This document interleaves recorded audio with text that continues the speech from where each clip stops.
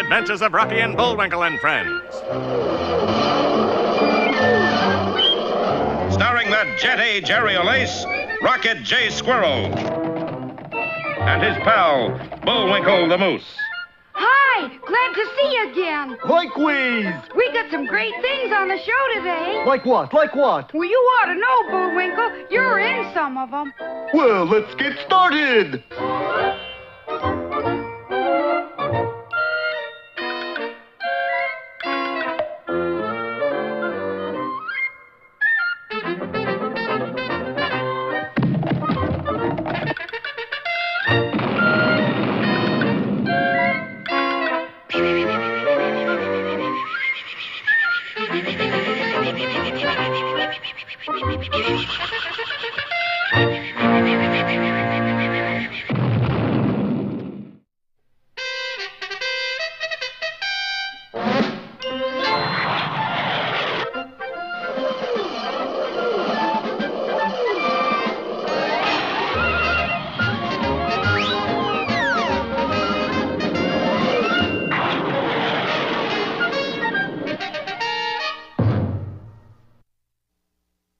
Well, last time was a black-letter day for our friends. Not only did Boris kick them through a doorway into the Potomac River, but he made off with the first prize for this whole sequence, the Curwood Derby. Natasha, guess what? We won once. Hardly seems possible, darling. Hey, maybe they got new writers on the show. Thanks, fellows. Put on hat, Boris. Find out how we rule the world. Fortunately, the two villains were being watched by those two kooky moon men, Gidney and Cloyd. I scooch him now, huh? 1, 2. No, Cloyd, not now. But he's gonna put on the Curwood Derby. That's right. How can you do this, Gidney? It's downright unmoon. Not really. Just watch. And while the moon men watched, all eyes, And little else. Boris placed the Curwood Derby on his head. I got notebook, darling. Speak up.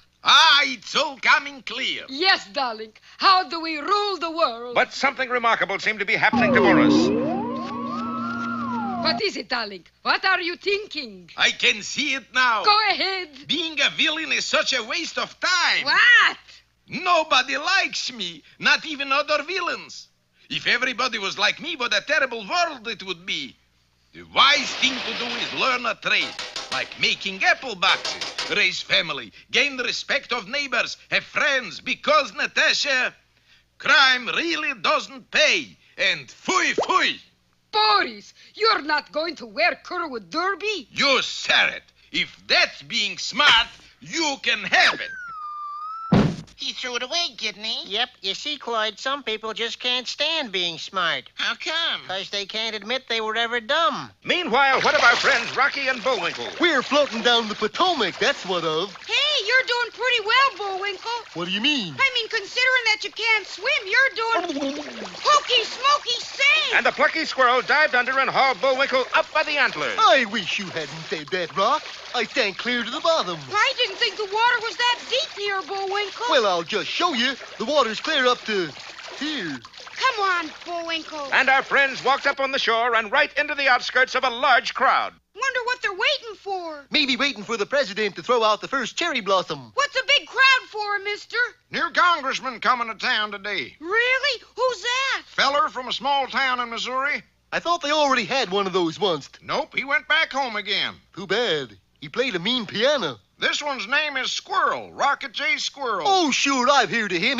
Rocky, that's you! And it was. Our boys were cheered by the enthusiastic crowd. Hooray! And then Rocky was installed in his new office. Now, there's something you don't see every day, Edgar. What's that, Chauncey? A squirrel in Congress. Oh, I don't know, Chauncey. Just a matter of time. How's that? They've had so many nuts in Congress, a squirrel was bound to show up someday. True. Gee, it's like a dream come true, Bullwinkle. But when the mail began to arrive, it was more like a bad dream, for half of it was from the backwoods clan called the Hatfuls, They demand I get rid of the Cloyd. and the other half was from the Cloys. They demand I get rid of the Hatfuls. Boy, it's pretty tough being a congressman. It certainly was, particularly since a member of each of the clans was at that moment in the outer office armed to the teeth.